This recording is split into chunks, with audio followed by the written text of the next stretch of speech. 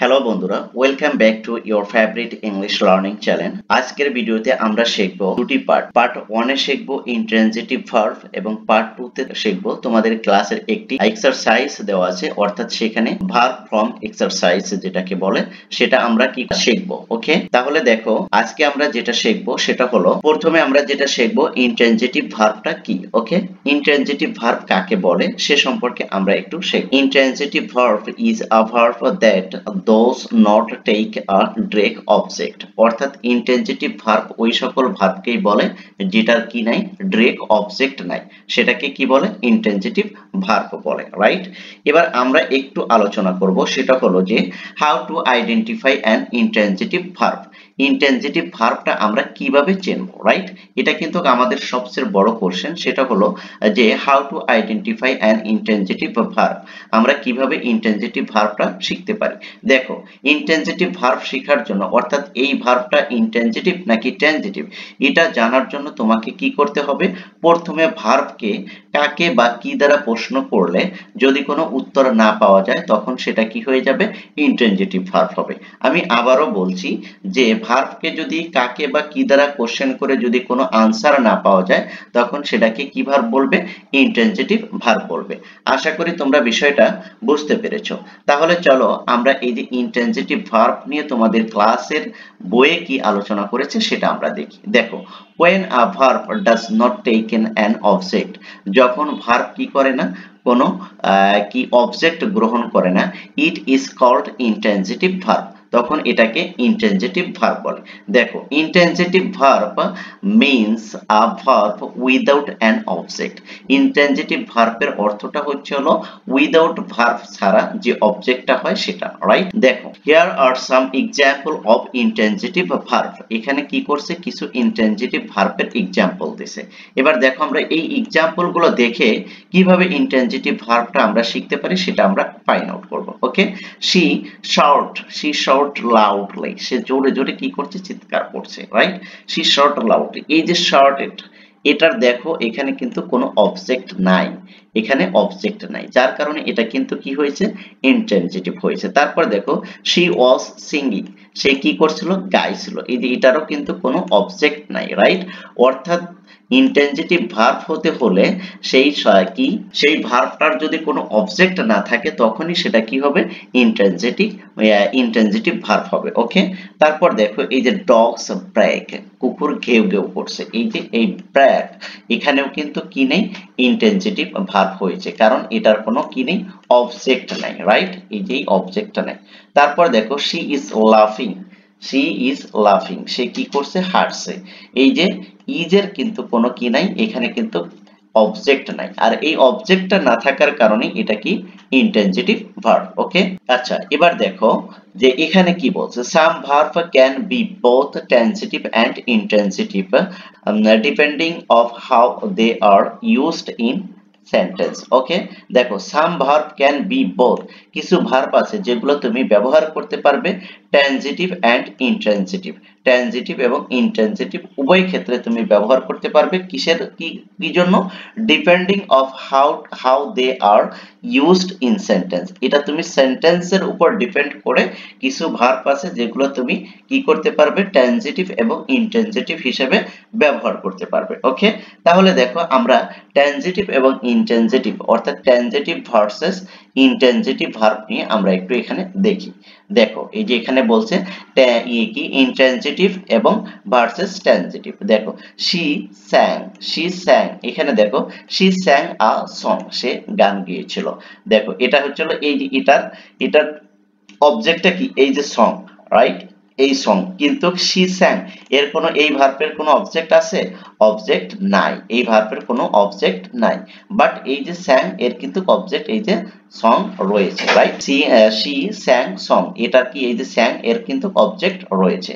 তারপর দেখো the bell rang, এর দেখো তো অবজেক্ট আছে, অবজেক্ট নাই, এর এই ভার্বটার কোনো অবজেক্ট নাই, কিন্তু এখানে দেখো দ্য বেল কি, হি র্যাং দ্য বেল, এখানে কিন্তু এই যে অবজেক্ট আছে। তারপর দেখো উই অ্যাট, আমরা খাচ্ছি বা খাচ্ছিলাম, দেখো উই অ্যাট সাম ফিশ, আর আমরা কি করছিলাম, কিছু মাছ খাচ্ছিলাম। তাহলে দেখো এই যে এটার কিন্তু এই এটার কিন্তু অবজেক্ট আছে আর এটার কিন্তু অবজেক্ট নাই। তাহলে আমরা বুঝতে পারি যে ট্রানজিটিভ এবং ইনট্রানজিটিভ ভার্ব মূলত যে সকল ভার্বের অবজেক্ট আছে তাকে বলা হয় ট্রানজিটিভ, আর যে সকল ভার্বের অবজেক্ট নেই সেগুলোকে বলা হয় ইনট্রানজিটিভ। আশা করি তোমরা বিষয়টা বুঝতে পেরেছো। এবার আসো আমরা তোমাদের দ্বিতীয় পার্টটা নিয়ে, এই যে এক্সারসাইজের কথা বলেছিলাম, রাইট? এবার আমরা এক্সারসাইজটি কি করব, প্র্যাকটিস করব। দেখো, choose the correct form of the verb in কি brackets and fill in the gaps. Okay, আমরা কি করব, চুজ করে নেব ব্র্যাকেটের ভিতরে যেই গ্যাপ গুলো রয়েছে সেগুলো থেকে আমরা চুজ করে কারেক্টটা ইউজ করব, রাইট? দেখো, Kuheli is a student of class 8। Kuheli কোন ক্লাসে পড়ে? ক্লাস 8 এ পড়ে। দেখো, হার ফাইনাল এক্সাম, এখানে বি আছে, রাইট? বি তে আমরা জানি am, is, are, was, were রয়েছে, তাই না? এখানে আমরা কি ইউজ করব, দেখো বি ভার্ব দিয়েছে, তাহলে আমরা এখানে বি তো আর ব্যবহার করা যাবে না। এখানে আমরা বি ভার্বের ভিতরে যে ভার্ব গুলো রয়েছে অক্সিলারি সেগুলো আমরা ব্যবহার করব। তাহলে কি, হার ফাইনাল এক্সাম ইজ, এখানে আমরা ইজ ব্যবহার, ইজ নেক্সট উইক, অর্থাৎ তার ফাইনাল এক্সামটা কবে? ফাইনাল এক্সামটা হবে নেক্সট উইকে, রাইট?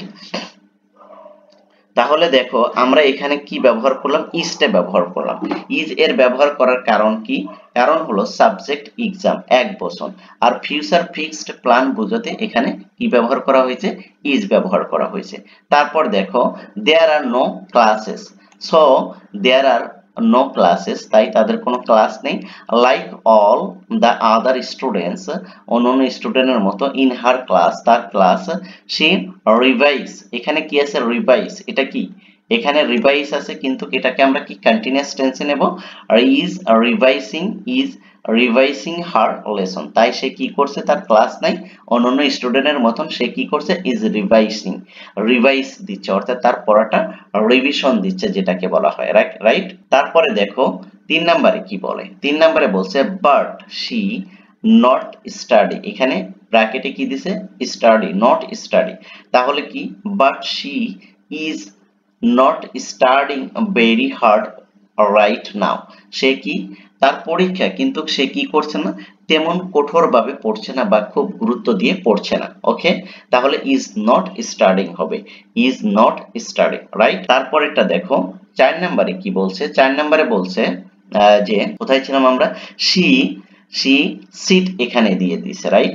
ব্র্যাকেটে সিট দিয়ে দিছে, তাহলে দেখো she is sitting in the garden of her house, of her house, এতটুকু আমরা দেখি।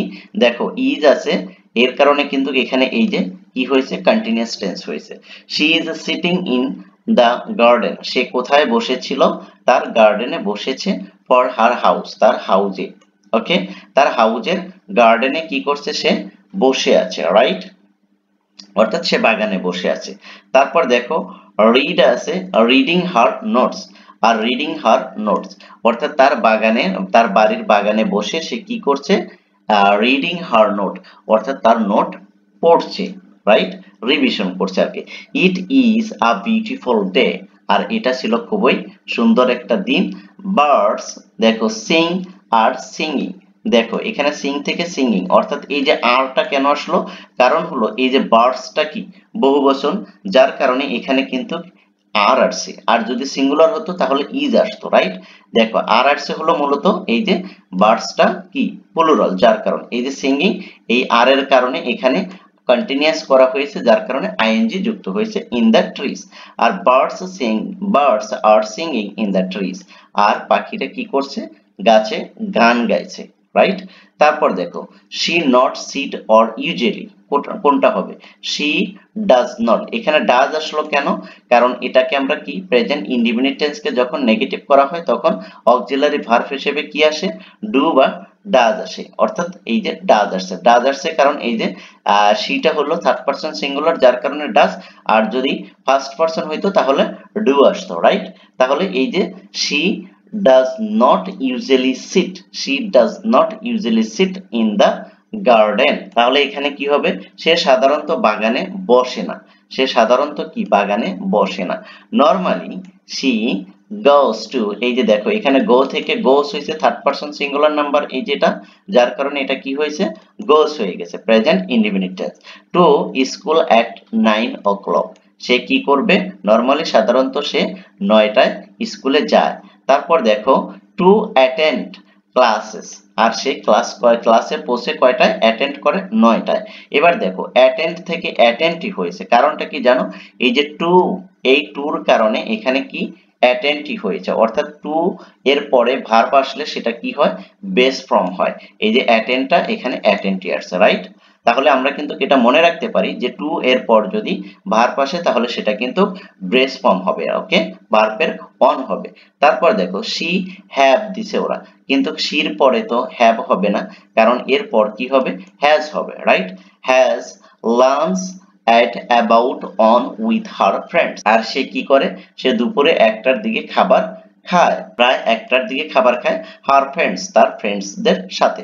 এবার দেখো যে একটু এই যে সি এরপর হ্যাভ কেন আসলো না, কারণ হ্যাভটা হলো প্লুরাল আর হ্যাজটা হলো সিঙ্গুলার, যার কারণে এই যে সিটা কি সিঙ্গুলার, যার কারণে এখানে হ্যাজ এসেছে, রাইট। যদি ই হতো, উই হতো, তাহলে কিন্তু এখানে we have lunch at about one with her friends, এটা তাহলে কিন্তু এখানে সেন্টেন্সটা হ্যাভ হয়ে যেত, রাইট। সি আসার কারণে কিন্তু এখানে হ্যাজ হয়েছে। আশা করি আমি তোমাদের বিষয়টা বোঝাতে পেরেছি।